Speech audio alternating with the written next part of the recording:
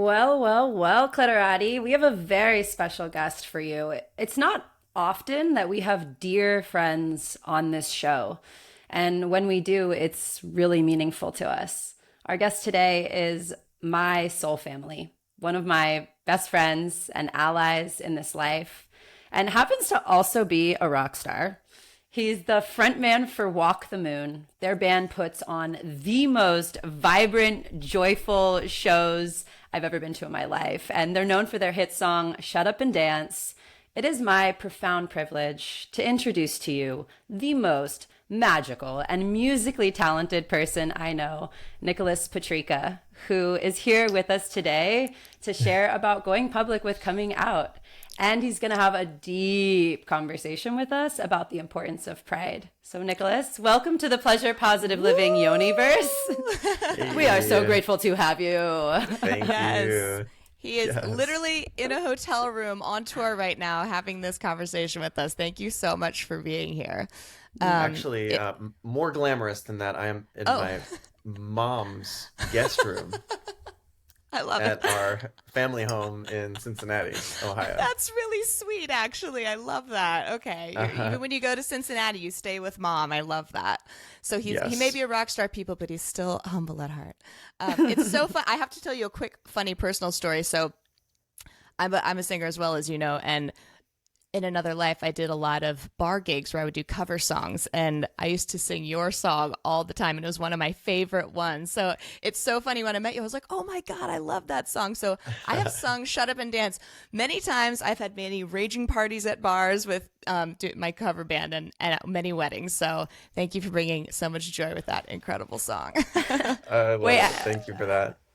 And most recently, you're a music school, you teach, and one of your kids Yes. requested that song for their recital this year. I remember being in Mexico getting a text from you like, hi, it would make a difference for me if you could reach out to Nicholas and have show the video that you took of your kids' recital. So sweet.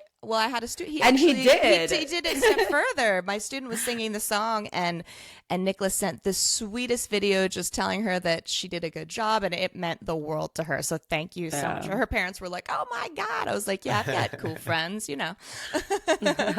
Awesome. Yeah, but I was reading about pride, and also I always like to research my guests. I know that we're friends on a personal level, but I was researching for the episode, and I actually was reading the statement that you released when you came out.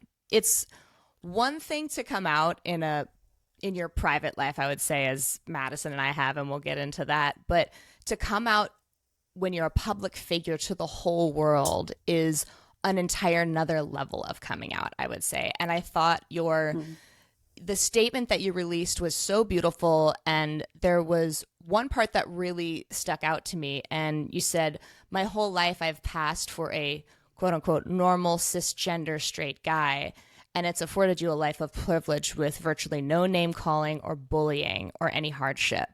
And so I wanted to ask you, your thoughts on that, and why was it important to you to come out on a public level as a public figure? Thank you. Thank you for asking that. Yeah. I want to go a little deeper with what you shared about my statement, just for context that, Yeah, yeah, please. it's true.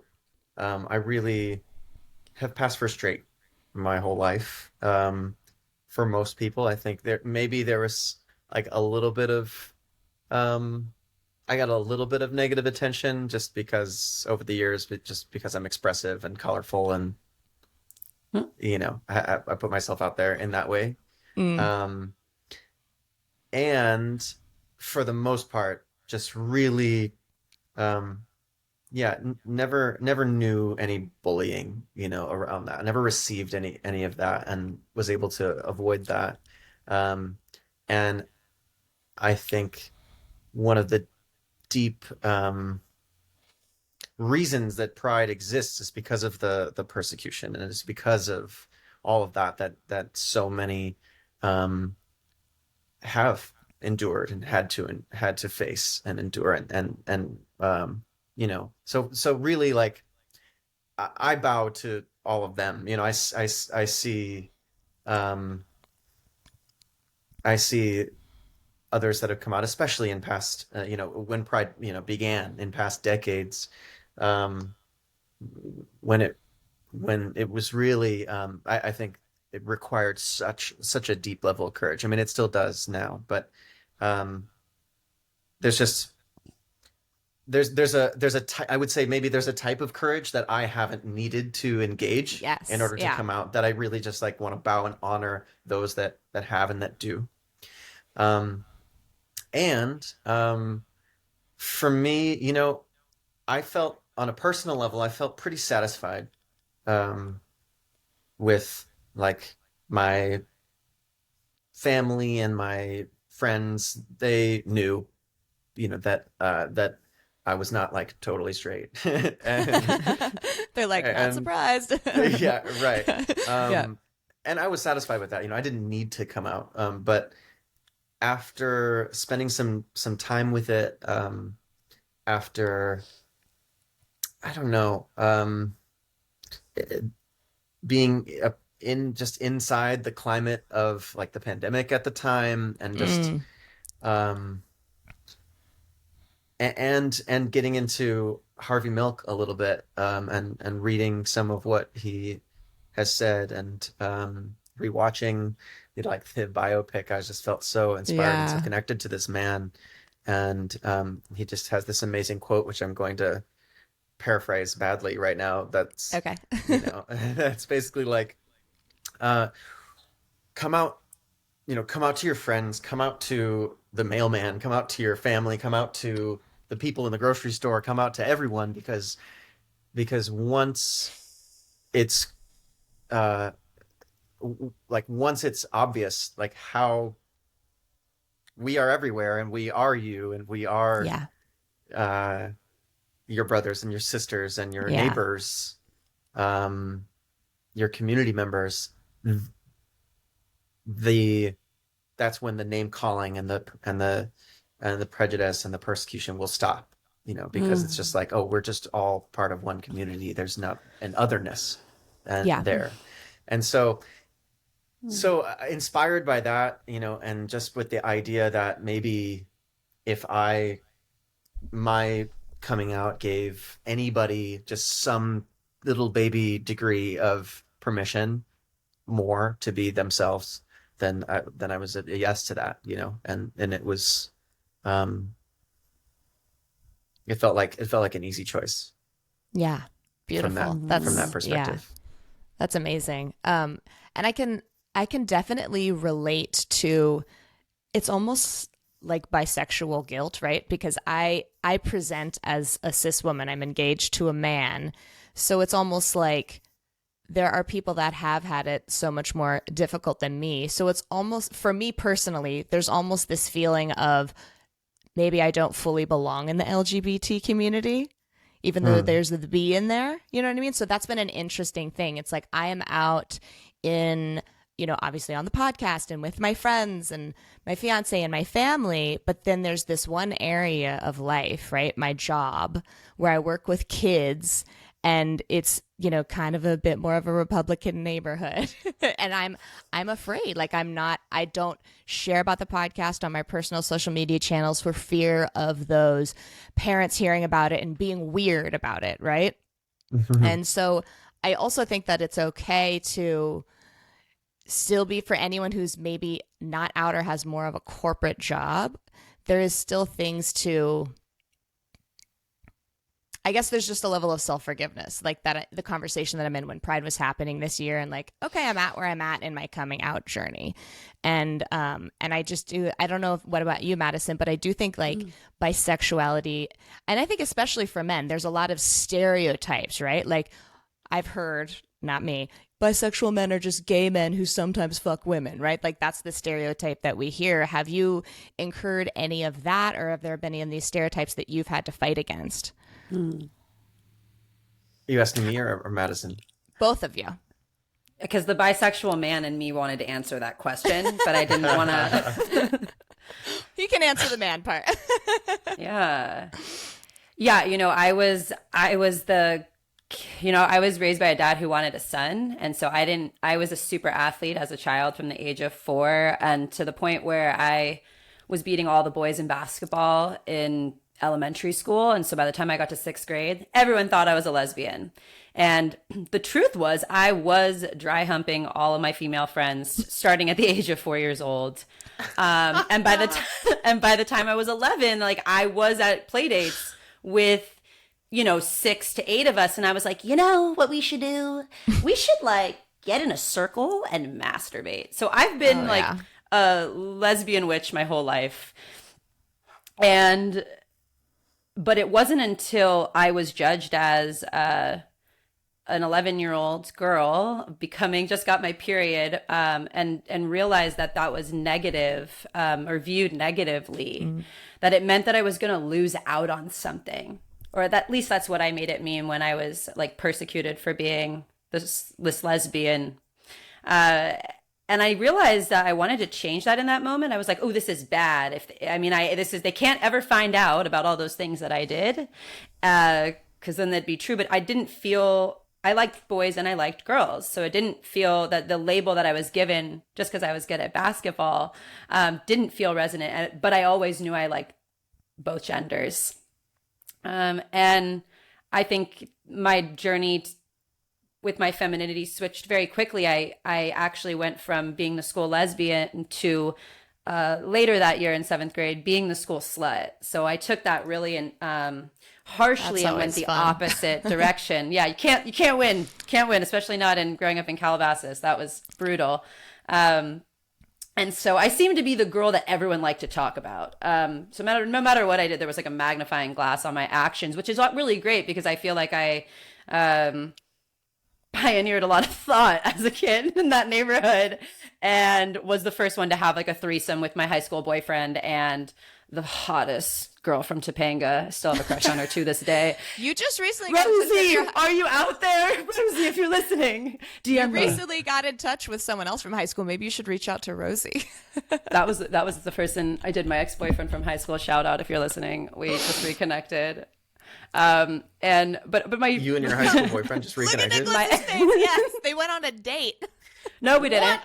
No, we didn't. We haven't gone on a date yet. Oh, he did ask me out on a date, but sorry. He came to my house for breakfast last weekend. I love how real time our show is right now too. How is that not a date? Because it was because we had a call before, and I was just like, "What are your intentions, child? Child, what do you want to hang out with Sugar for?" And he said friendship, and I was like, "Oh, okay, sure, yeah, so I'm here for that." I said, if anything changes for you, like, let me know. Let's be adults about it. Just name it. And so by the end of that breakfast, he was like, I'm curious. I'm curious. I was like, oh, okay. And he followed up. He asked me out on an official date, which we haven't even set a date for yet. But yeah, we're gonna do an episode the morning after that, though. Okay, we can. Of course, we are. Oh my gosh, Great. Nicholas said something. Okay. Yeah, Nicholas we're gonna have Nicholas for that one too.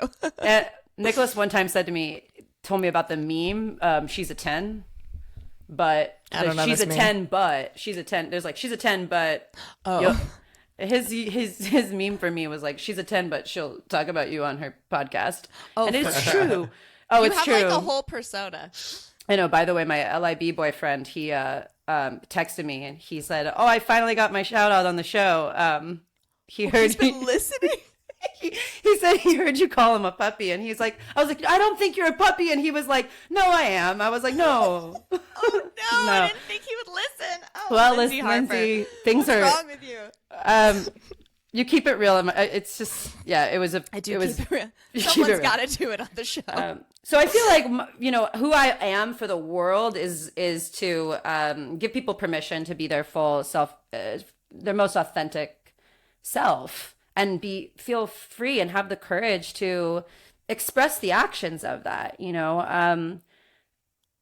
As for myself, everyone that listens to the show that's been listening from my whole journey is like, I came out in my marriage. Yeah. And so that was maybe gonna not continue in one timeline. And You came out in your marriage. I did. She got married. Her husband thought she was straight. Or that would be what the trajectory would be. Yeah. And Even though she'd had a girlfriend. I did. My girlfriend introduced me to my husband, actually. Uh, so I feel that I present very femme, and that can be very misunderstood. And being polyamorous and being in that community, I'm exposed to a lot of connections and certain environments I have definitely been related to as like a cis female, and that's very irritating for me. And so I've been on this journey of just exploring how I can balance my energy in a way that really is the most authentic expression of my sexual orientation now. And so a big thing I've been doing lately that just has felt more resonant with me is like not really wearing makeup when I can, mostly not. Wearing boots instead of heels.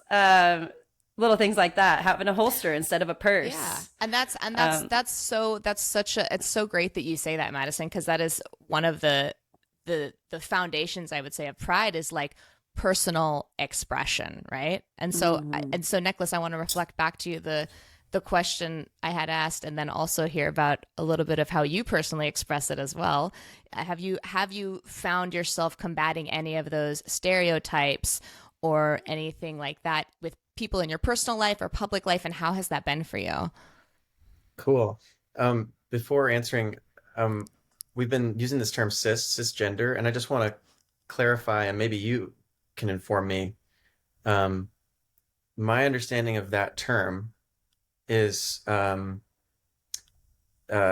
to be a cisgender man is to be like I'm a man, I'm in a man's body, and I'm like there's no as opposed to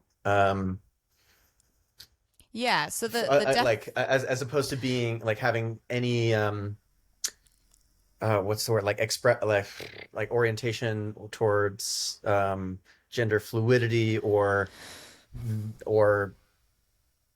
beyond, I guess. Yes, yeah. So cisgender, it says the definition is relating to a person whose gender identity corresponds with the sex registered for them at birth, not transgender, is the Hmm. actual definition. So yeah, cis doesn't necessarily have to do with sexual orientation. It has to do Right. with gender. If you're cisgender, and I think what you were pointing to, and I'll let you speak for yourself, is that that was one of your privileges as well. Yes. Yeah. Yeah. Um, cool. Great. Just want to make sure that we're on the same page and that Yeah, and I I'm and I know for Madison, I don't want to speak for you, Madison, around gender identity, but that is a conversation that you're in right now. I really love when you speak for me, though. It's sort of like a kinky part of our friendship. Tell me what I'm thinking, Lindsay.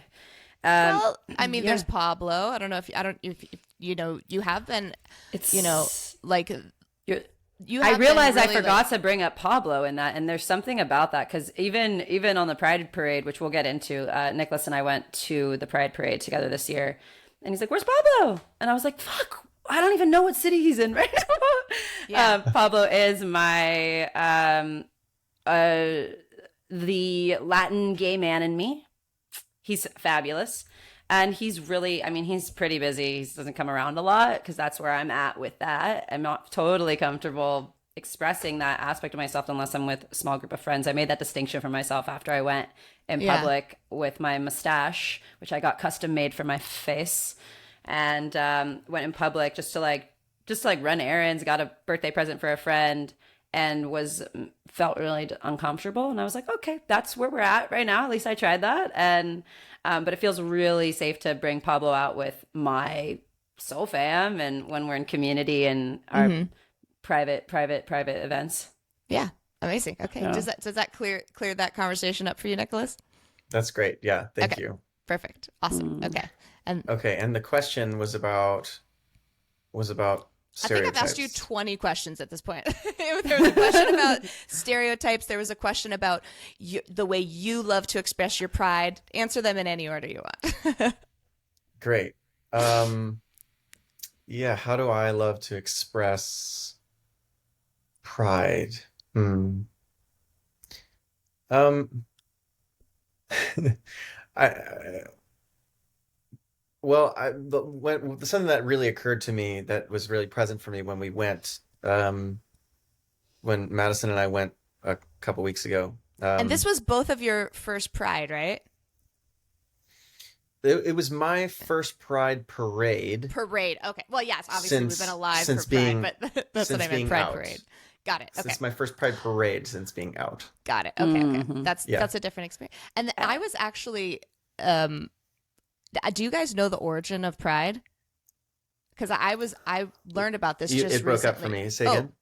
Oh, so I said I was actually really curious when I heard you guys went to the Pride Parade. I've never been to a Pride Parade myself before, but I was really curious of the origins of how it started, and you know, there was you guys ever heard about the Stonewall riots? Yes. So Yeah. so the origin, for anyone who doesn't know, is it was a common practice, before, in the 1950s and 60s for police to raid bars or places where gay people or humans on the LGBT community would commune together. And so in 1969, in June 28th of 1969, the police did riot in Greenwich Village, a bar called Stonewall. And the police really aggressively were dragging patrons and employees out of the bar. And several people this time fought back against the NYPD, and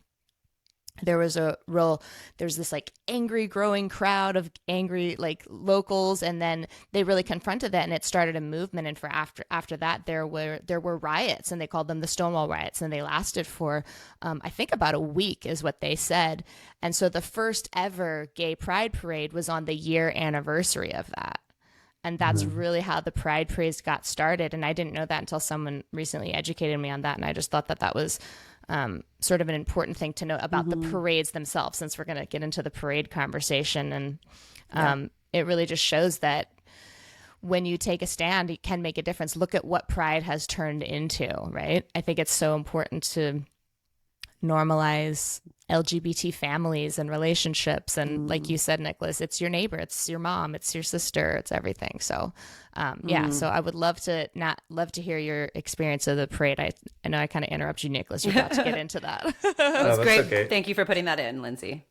Yeah, it's important. Yeah, no, I felt very strongly this time, like, I feel like Pride's just the way I live my life. And I feel like the Pride Parade is just people being like, just like more, less extra, extra, like, but themselves. And it's just like, okay, it's just, and it's invited, and it's just, all right, like, please just be you, be as much you, maybe be even more you than you normally are, Yeah. Yeah. Like, great. And I guess I don't know, it comes back to privilege again. I feel really privileged to be in a community and with friends and with in a place where like that's really celebrated, and I can be really expressed in my colors and my clothing or my femininity or fluidity. And so I guess it felt really normal, and Just felt like a regular one of our parties. yeah, I guess so. And it's also, I mean, I was also at like the Hollywood, Pride. I'm sure I also before I came out, and before I really had a complete understanding, and I actually would say I'm still, my understanding of my own sexuality continues to evolve. But before I had arrived at an understanding of my sexuality, really, I marched. I think I marched with Planned Parenthood in Cincinnati, in Pride. I don't know, years ago. And it is a little different, like in Middle America, maybe. Oh yeah, I bet. Yeah, but What's like the biggest difference, would you say? I mean, I don't have enough experience to really speak, like, to speak much to that. Yeah. I think it's just a feeling. It's just an impression I have that, like, in Hollywood, I don't know, kind of no big deal. Like, it's like a little bit like, this is, I don't know, this is how we walk around most days, in a way. People in California we're all, I think, wildly self-express. I feel like anytime you go to like a major hub like New York or Los Angeles or San Francisco, these major cities attract a certain type of person, right? Like how many, like, I'm not from LA, you're not from LA, Madison's from Calabasas, she's the closest, but it takes a certain person to be like, you know what, I'm gonna move to LA and pursue my dreams, and or whatever it looks like, you know. Yeah. Yeah. Like I'm saying that as I'm hearing myself saying this, I'm like, yes. And it's still, the thing about it that I find really beautiful is that it's still an invitation to anyone and everyone, like, to wear that rainbow as a symbol of what, either your participation, your truth, your whatever that, and so maybe I'm just, this is just me talking and making shit up. Like there's also, I like it. Love that. There were thousands of other people there, and I'm sure, I imagine for some of them, maybe that was a huge leap, and to come and dress however they dress, and Yeah. to dance down the street. Yeah. Maybe that was a humongous deal for them. Yep. And I guess all I'm commenting on is that, like, it feels like my vision of the world and my, like, how I see the world, like, this is it feels like that's the norm, like, to be dancing with a crop top, like, Yeah. and feathers coming out of your head, like, that's normal. Hey, or maybe that's that's just what I think it ought to be, I always say one person's taboo is another person's Tuesday, right? Like, it's all relative. Exactly. Yeah, exactly. Yeah. Yeah, for sure. Yeah. Amazing. For sure. Yeah. One of the things that really sticks out to me about the Pride Parade is this feeling that's come up for me both years now. So this was my second time going, and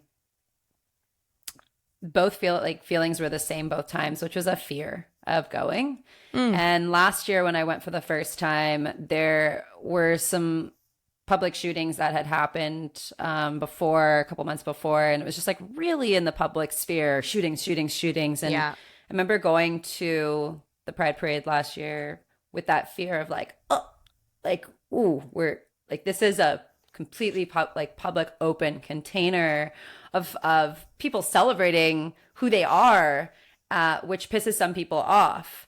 And I remember feeling a little bit terrified to be that exposed. And I was dressed up last year as a rainbow squirrel. So I was just like, you couldn't miss me. Couldn't miss me. You went as Rainbow Squirrel. I did go as Rainbow Squirrel. Yeah. Thanks, Ryan. Yeah. I feel that we should. There's a character called Rainbow Squirrel, and she has a whole getup: rainbow tail, rainbow ears, rainbow leg warmers. And Lindsay's fiance, he identified the rainbow squirrel and named her who she is. And Well, we were. So me and my fiance, during the pandemic, we were all bored as fuck. So we decided to throw our own micro festival. I'm a musician, so I have like a shit ton of sound equipment. He's a lighting designer. He has this like crazy art installation. We're like, fuck it, we're gonna throw our own festival in the woods. And so we've got our whole like setup. We've got a carport set up in the middle of the tent, and we're sleeping in there. And in the morning, we have like a little kitchen. Wasn't the area morning? set It was up. late at night. It was like 3 in the morning. So that's the morning. Okay. We hear this rustling in our tent, and it's Madison like looking for her jewel. You were looking for snacks, or she was looking for something. And Ryan was like, there's a squirrel in our tent. And we look out, and she's like in a full rainbow outfit. And we're like, there's a rainbow squirrel in our tent looking for snacks. Because she was hungry, and it's stuck. Now it's a character. Yeah, I was actually in someone else's rainbow fur coat, just because I was cold and it was the only coat nearby. And so when I decided that was such a great name and like recognition of my soul in so many ways, that the following year at the Deep Forest Festival, I created a tribute costume in honor of Ryan, Lindsay's fiance, for that level of seeing Pride. someone's, and then I wore it to Pride. So she That's lives perfect. on. So back to the this year when I went, I was important, also though. It was really it's very important. Pivotal It part of this was, episode. it was related to rainbows. We must talk about it. So this year at Pride, on my drive over, I felt that same feeling. I'm like, oh, I'm a little bit same familiar feeling of being afraid. for my safety and for everyone's safety. Just hoping that like there's just no crazy people out there that want to mess with this beautiful energy, you know?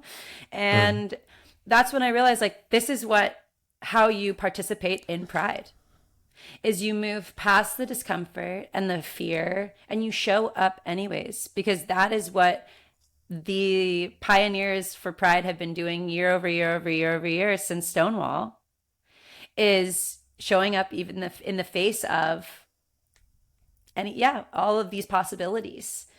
And Yeah. when people show their colors and celebrate their colors, we know that there are some groups of people that don't like that, right? And so doing it anyway is a form of participating because I Yeah. really got that my fear could have been the difference between me not participating. Well, and I think you bring up a really valid point, Madison. And Nicholas, this is one of the things that you also put in your state. You paraphrased him today, and there's a part of your statement at the end where it says, you know, we've been among you this whole time, and that's the moment when the myths, the bullying, and the inequality will end. And I would love to sort of tap into that conversation, your thoughts around that.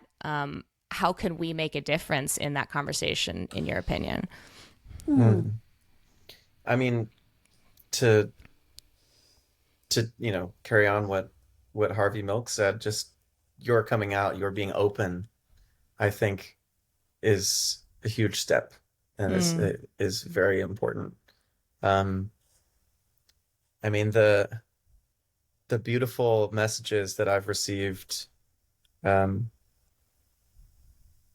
through, Instagram or email or whatever, like since my coming out, like um, it's clear that um, it's clear that there are beautiful human beings out there who don't feel safe to to express themselves fully, and I think Yeah. that's something that's like part of a human journey, on some level for everyone is like finding themselves, finding that expression, like leaning into the edges, and um, but I think there's we've had a history of it being like really unsafe for certain Yeah. groups of people to be just to be. Hmm. And so to create a space of like not aloneness, to create a space of community and a space of um Mm-hmm. like shining your truth, shining your light, whatever that is. I think that's vital. Yeah. I do too. And, Mm-hmm. this is kind of a heartbreaking story, but I saw a news article just yesterday of a man. There was a fourth grade girl. She was born female. And I think she just had a short haircut or something, absolutely ridiculous. She was at a track meet at her elementary school, and this 68-year-old man decides to go on the field and accuses her of being transgender and was started harassing her and her family to the point where like the girl's in tears. The guy's been banned from all school activities, but it's like, look at what he's done to this little girl. And I think that, I know for me, I think I was a bit naive about how far I thought we had come in many conversations around human rights, not only in other countries, but in ours. And now there's this, I don't want to say movement, but this, I feel that people have been given permission recently to be vocally discriminatory in public places, and it's really having a negative impact. So I think that, if that side is getting louder, we have a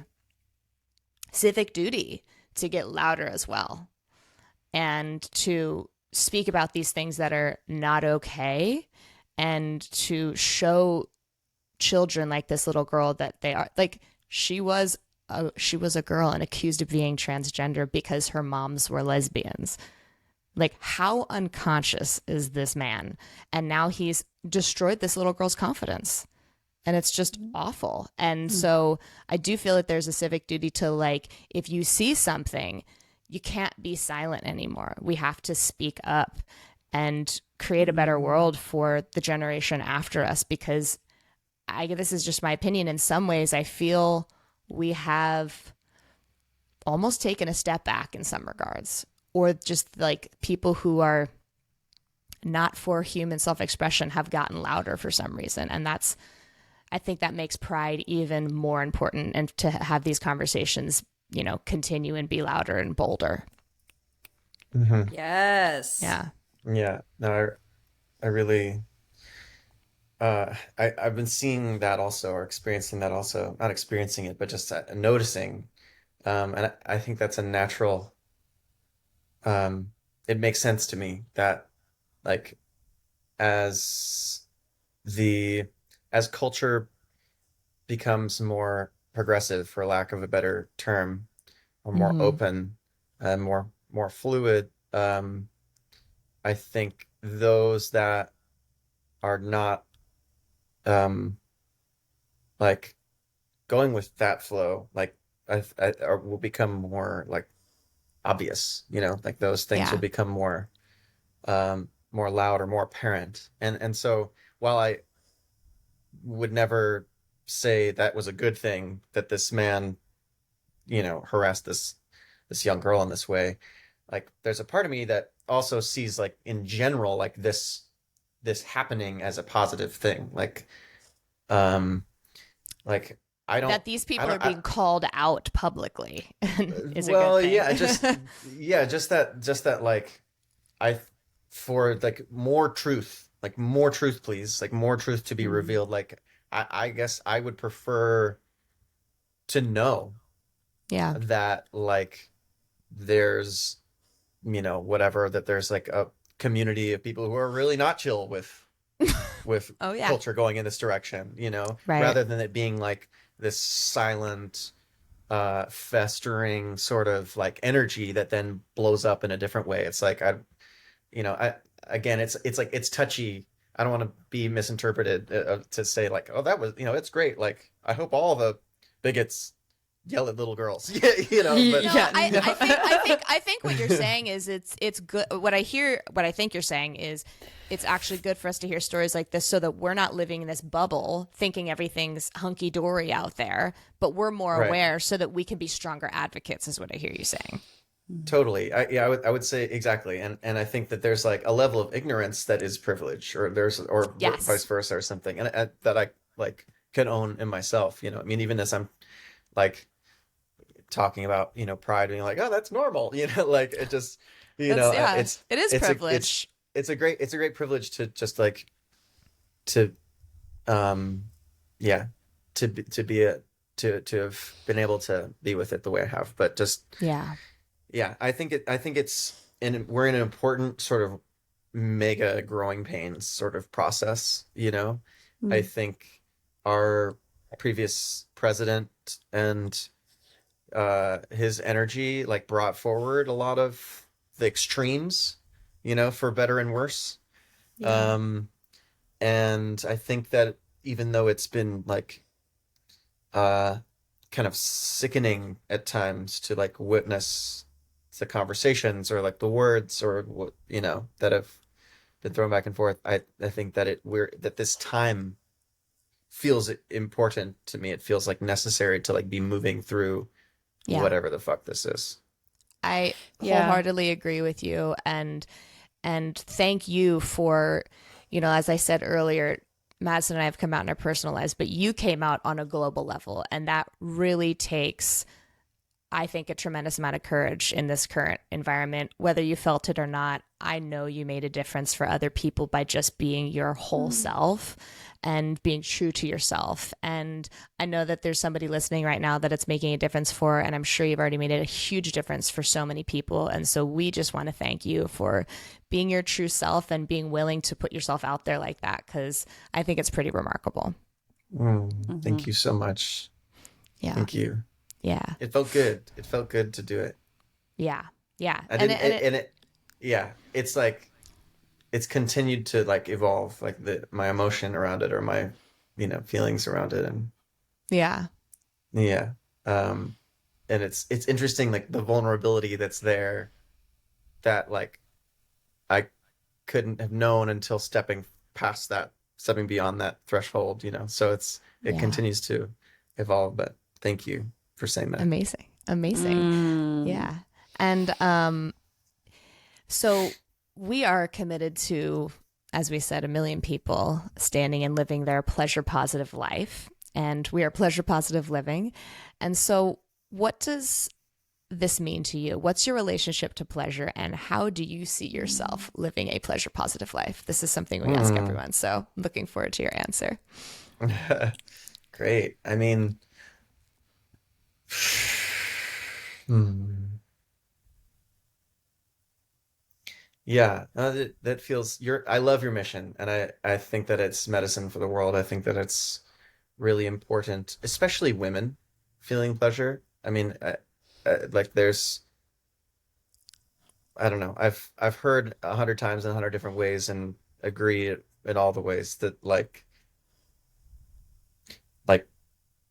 uh women, like, I don't know. It's almost like happy wife, happy life. Like happy women equals like a peaceful world, I feel like. Yeah, it I just agree. I like what that. what well, well, it seems and really, that I don't know, one obvious, of but the terms we say a lot is Uh, like gender harmony, right?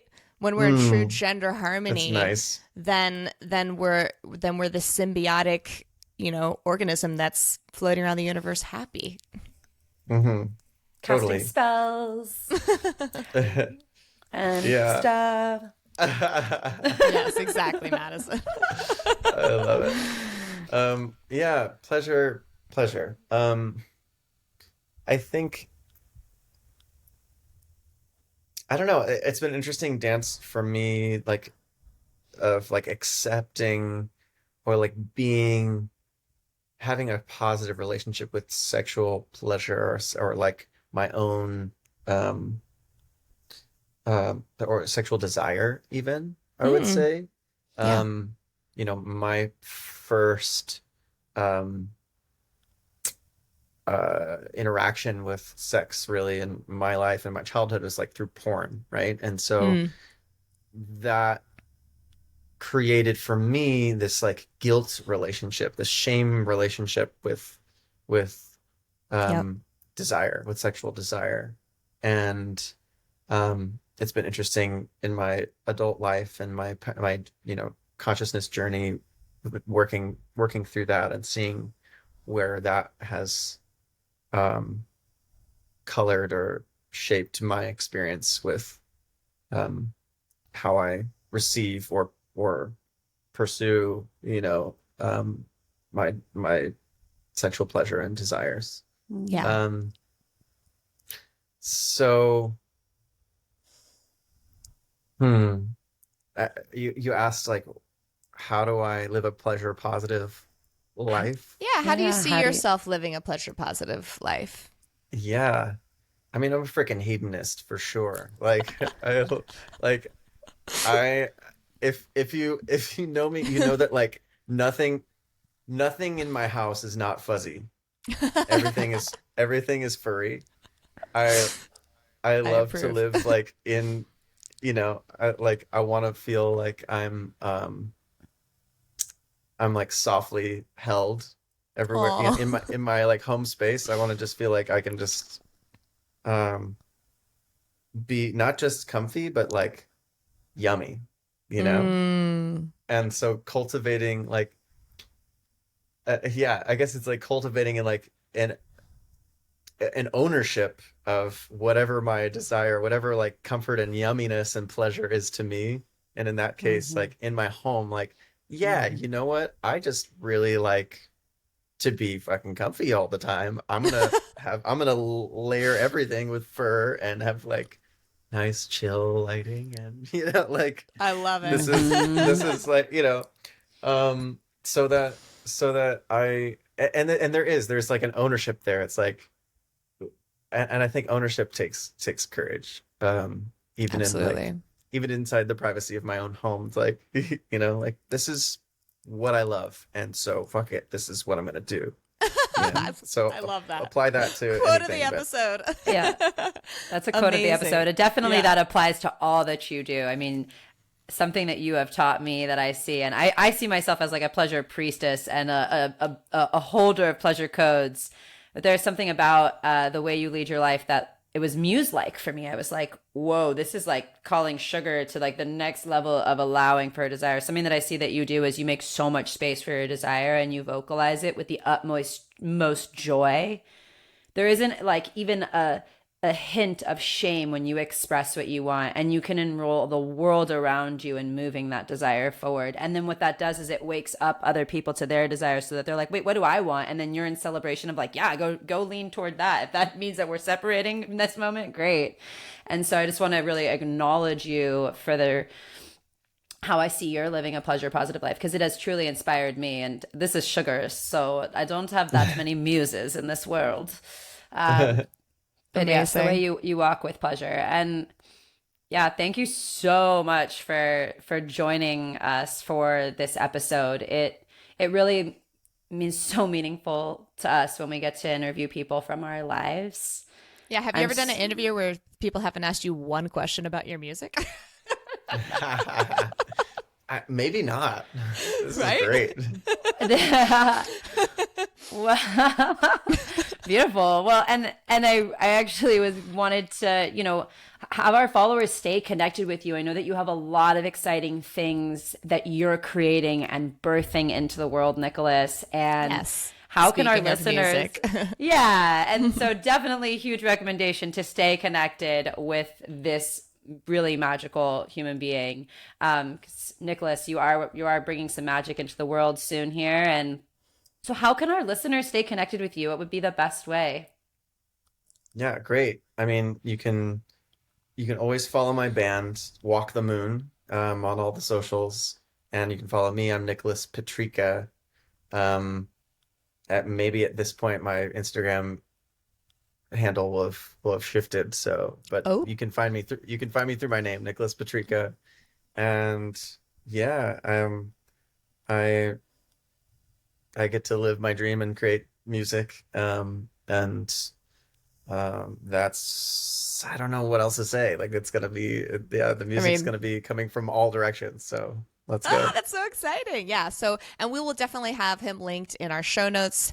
Make sure you keep up on his musical journey because he is one of the most phenomenal songwriters I've ever had the privilege of meeting. So make sure you do Wow. that. Nicholas, thank you so much for being here today. Thank you for your willingness to just be totally candid and vulnerable and allowing us to go anywhere in the conversation with you. That's really, Of we course. really, really appreciate it. So, Uh, and with that, Clitorati, we are going to see you next Tuesday. Bye bye. All right. Oh, I am cool. at 99% uploaded, so mine's not done uploading. Oh, it was beautiful.